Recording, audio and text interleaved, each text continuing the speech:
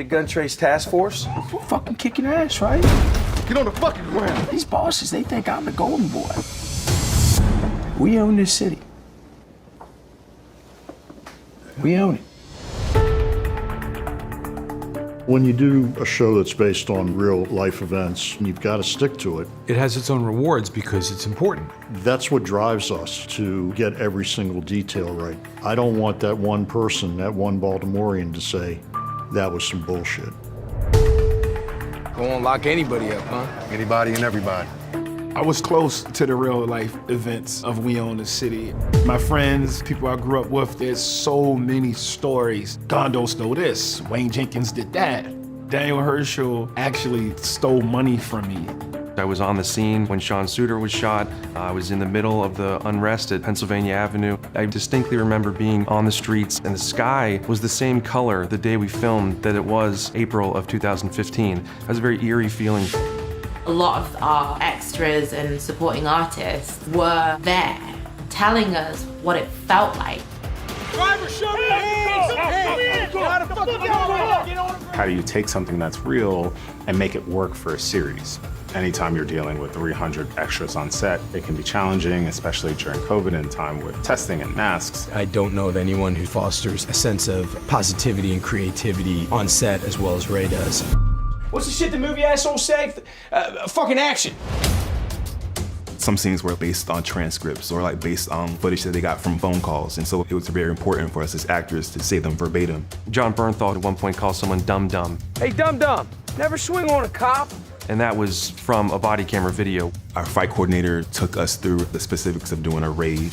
Go! Police! Go! They taught us the gaucho movements in terms of how to squat and move as a unit, touching your partner, and he moves, you move.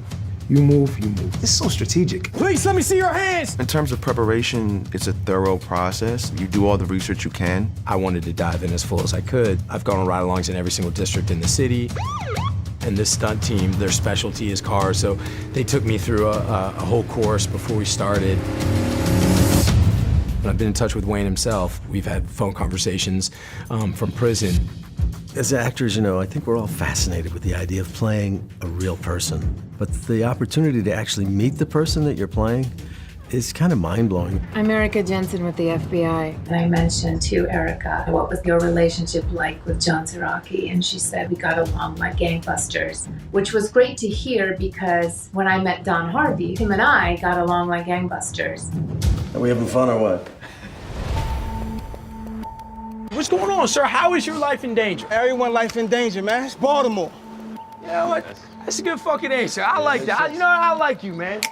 There was an ease of filming here that can only come from the years that we spent here before and the friendships made. We've had people who were on the wire as teenagers, or they wandered onto the set from the neighborhoods that we were shooting in and are now way up in these departments, or in some cases running departments. You know, the accent, it wasn't something that I was nervous about doing because I have this accent in my bones. You know what the Baltimore cops who don't have complaints are doing every day? No. They sure as hell ain't policing. The idea that I could get to play one of the 6 in the gun trace task force who actually was from Baltimore. Being from Baltimore myself, that meant something to me. I took a little bit more responsibility. I really enjoyed the city. There is so much warmth in the way that people greet you, and I mean, I don't think I've been invited to so many people's houses for dinner. I love these people. I love this town. There's a culture to this city and a culture to this set. It's unlike anything I've ever seen 20 years of doing this.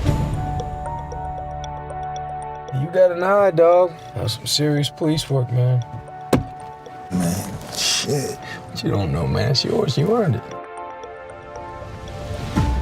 We tried to film mostly in the locations where the incidents occurred. The biggest example is the death of Sean Suiter. He walked these blocks. This is where he stood. You know, this was his first post. This was his last post.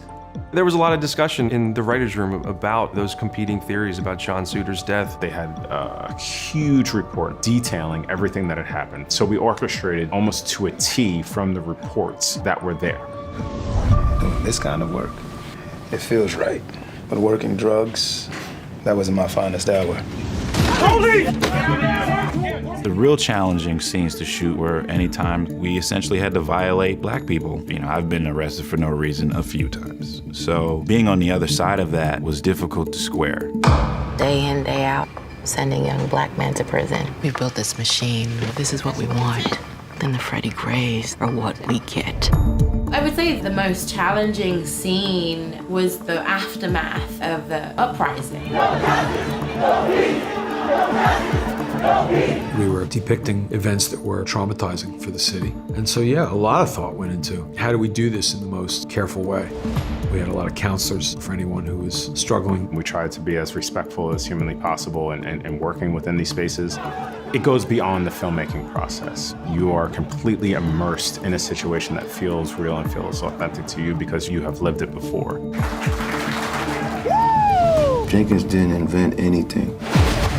This shit been going on for a long while. We're sort of at a crossroads in this country where we are trying to sort of redefine and reestablish what policing is. I truly think that this is one of those pieces of art that has the power to create change. It genuinely takes a village. Every single person that is involved in the process of making this, none of this is possible without them. I love the fact that everybody gets together to make this, and everybody's important, you know, all the pieces matter. Action!